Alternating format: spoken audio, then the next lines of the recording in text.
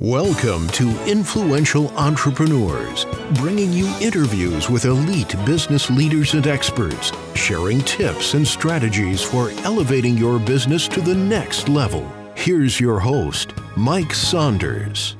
Hello and welcome to this episode of Influential Entrepreneurs. This is Mike Saunders, the Authority Positioning Coach. Today we have with us Oscar Toledo, who's the president of Toledo Insurance. We'll be talking about Social Security claiming options. Oscar, welcome to the program. Mike, thank you for having me. Hey, I'm excited to talk with you because I know that you have a lot of research you've been doing and you stay up to date in the industry, making sure that everything that you're advising your clients is spot on and accurate, up to date. So I'm excited to learn from you, but get us started with a little bit of your story and your background. How did you get into the financial services industry? Well, thank you, Mike. I first got into the insurance industry back in 1997. Started off with PNC Insurance. I did that right out of college, but 4 years after that, I had an opportunity to work with a group that was really focusing on retirement planning, on life insurance, and that was in 2002.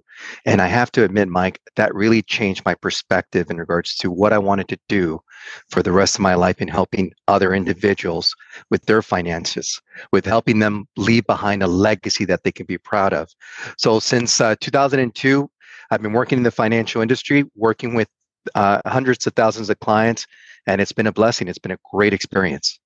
You know, it's really interesting because I didn't hear you say, hey, I found a better way to make a bunch of money. I heard you say, I found a way to serve my clients and to give them peace of mind and to help them out understand complicated financial topics. That's the mark of a true champion, when you are hearing that people care about others. And that leads to relationships, right? You're not looking to close a deal, close business. You're looking to open relationships and serve your clients. Absolutely. I mean, one of the things that we do here with Toledo Insurance is we help a client by empowering them with knowledge, with information that will help them make better decisions for their future. Mike, I'll tell you, the process that we take our clients through is to always be open, honest, and transparent with all the information that we share with them. We always respect whatever decision they make, and anything that they do share with us is very confidential. So we're trying to provide that platform where they can go ahead and give us some details in regards to what are their biggest fears with their portfolio, with their retirement, with the possibility of running out of money. But if they know that we're not here to try and push them towards making a decision as quickly as possible, that we're not here to make it an inconvenient for them or to make them feel like they're not doing a good job, that's not what we're about. Granted, sometimes we have to have a difficult conversation, but we try and do it in the most respectful way so that they're well informed and they can get back on track to where they want to get. Yeah. You know, I know today we're talking about Social Security claiming options, and that's a vast and broad topic. And you mentioned, you know, running out of money in retirement.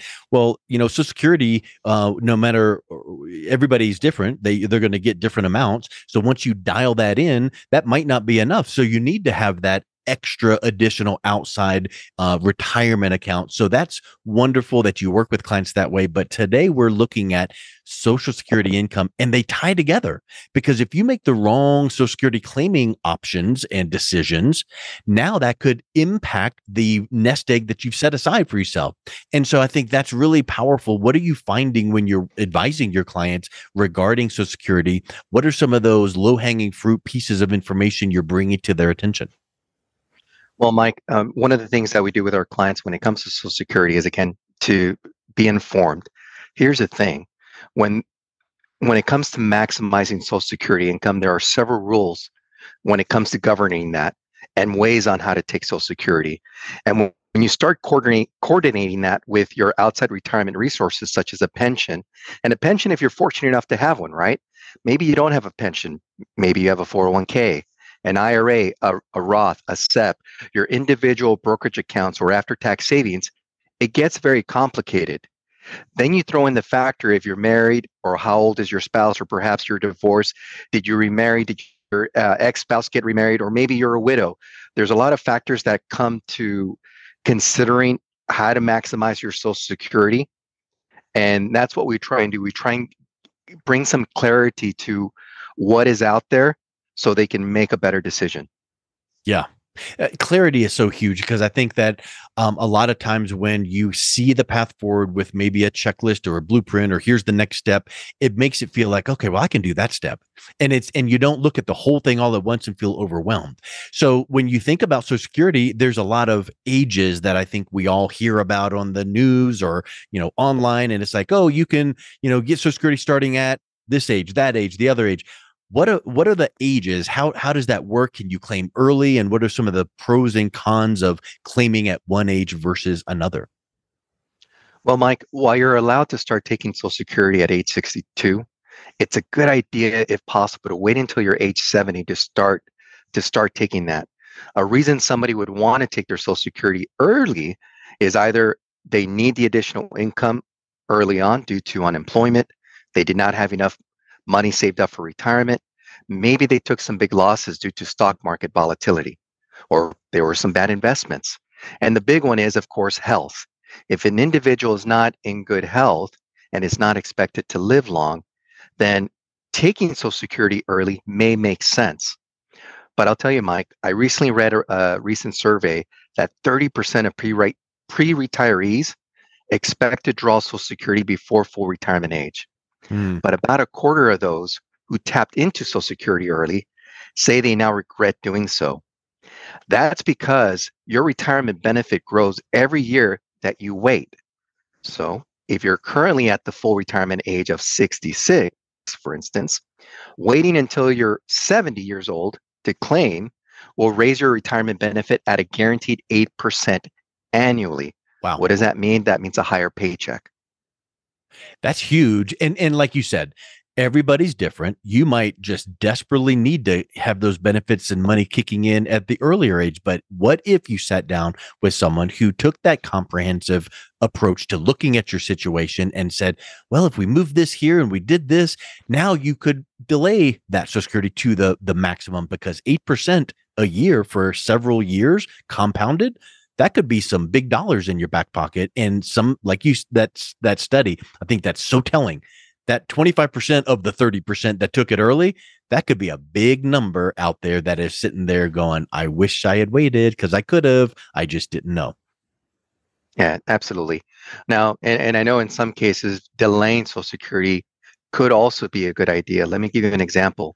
Besides potentially receiving a higher payout, delayed claiming could be a great idea, especially for a married couple. So here's what I mean by that, Mike. If you both worked, but your spouse made significantly more income, you may want to claim the spousal benefit instead of taking your own retirement benefit. So what I'm referring to is signing a restricted application to claim just your spousal benefit now and wait till full retirement age or older to claim your own retirement benefit, which by that time could be a greater amount.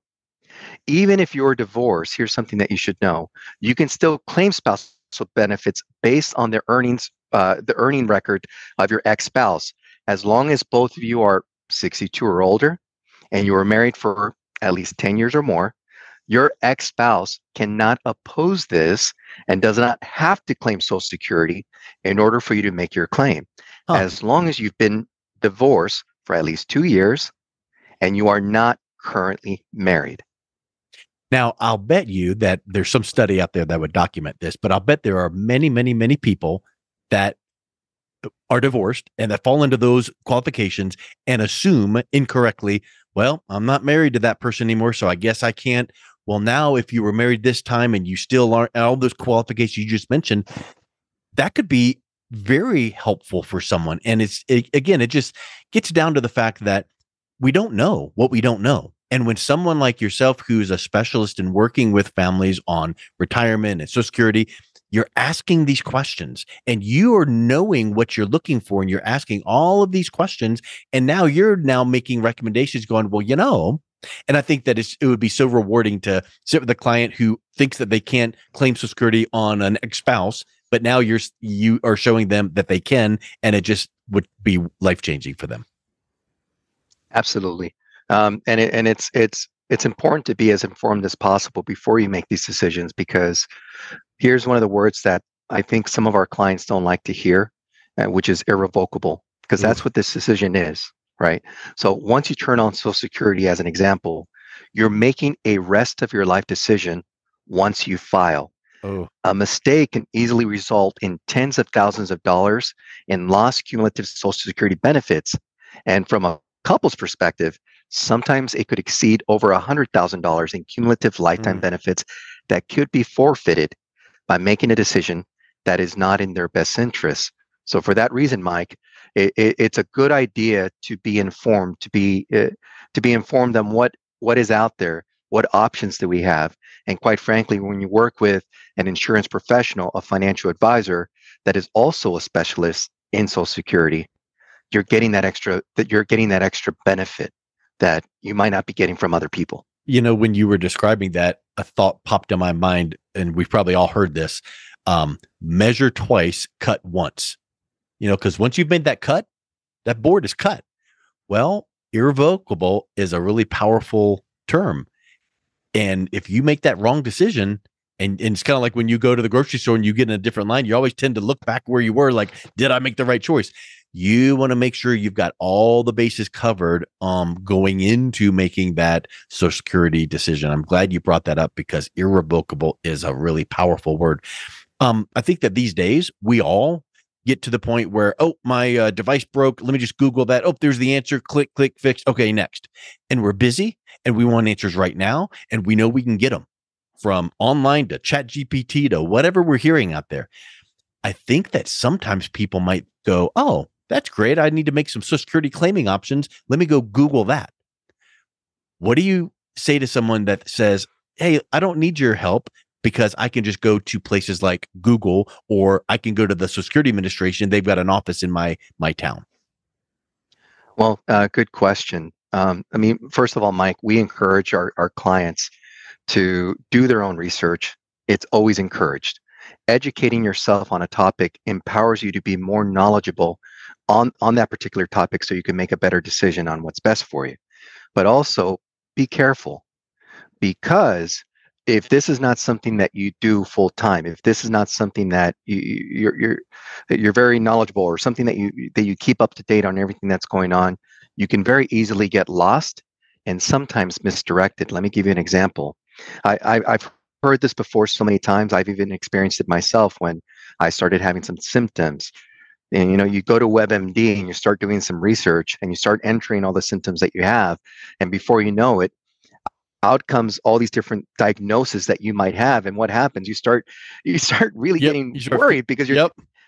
So and I'll tell you, and that could impact whether you decide to go to a doctor, whether you decide to take certain medication, do different things based on the research that you did on your own, without taking the time to go to a professional, in this case to go to a doctor, to get an MRI, to do the appropriate diagnosis. Sometimes that's what we need to do. We can definitely do our own research. I recommend it, but at all times you should, for at least for me, you should talk to an quote unquote expertise in that topic. That doesn't mean that you have to be their client. Yeah. But for Someone you that to get knows. that advice, it's important. Yeah.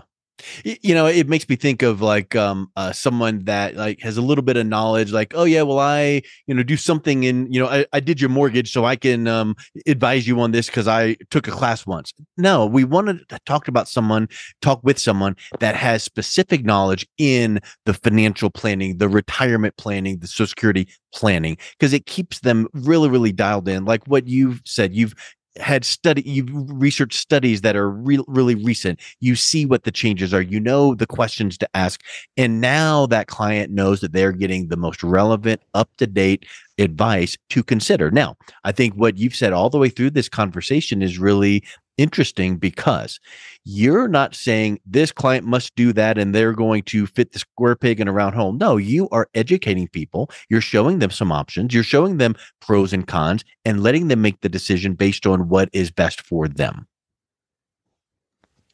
That's absolutely correct. And I believe when you're able to do that for a client, it gives them more confidence in what their future could potentially look like. Granted, there's certain things, life happens, that can create somebody to do some type of audible with their finances, with their life. But for the most part, what you're encouraging the client to do is to really understand what their path looks like to get them to where they want to be. Because if they're not well informed, if they don't really understand the process that somebody put in front of them, then at that point they're doing not only themselves but their family a huge disservice. So we want to make sure that they're very knowledgeable and they understand what decisions they're making. 100%. Well, I think that it's so neat too when you can talk to someone that's been in the industry as long as you have, and you've seen cases and examples, and you can probably sit down with the client and say, you know what, one time I was working with this one client who I can't mention names, but they had this scenario and they were able to accomplish this, and we showed them. And being able to draw from your years of experience is really comforting to someone to realize that you're not just someone that just heard about this strategy and let's give it a shot. You have a decade or more of experience, or decades of experience, to where you can draw on that, give them the best possible advice, and you're not going to disappear when they set it up. You're going to be right there along with them to help them make future decisions along the way. That's absolutely right, Mike. Well, Oscar, it's been so great chatting with you here. This is such an important topic for people to understand. If someone is interested in connecting with you and learning more, what's the best way that they can reach out and connect? Well, they can definitely reach out to me personally. I'll go ahead and provide my cell phone number, since I try and keep that type of relationship with my clients. And they're more than welcome to also send me a text if that's more convenient to them. But my phone number, it's 714-317-3913. Excellent. And then that way you can give them like an assessment or an overview of what some of their options would be. Absolutely. I would be more than happy to, and it would be complimentary. I don't want them to feel like, well, how much is Oscar and his company going to charge? This is complimentary. We want to get to know what your goals are, what you're looking to accomplish, and we will, even if it's just simply a second opinion, we can provide that as well. Spectacular. Well, Oscar, thank you so much for coming on today. It was a real pleasure talking with you. Thank you, Mike, for having me. You've been listening to Influential Entrepreneurs with Mike Saunders. To learn more about the resources mentioned on today's show or listen to past episodes, visit www.influentialentrepreneursradio.com.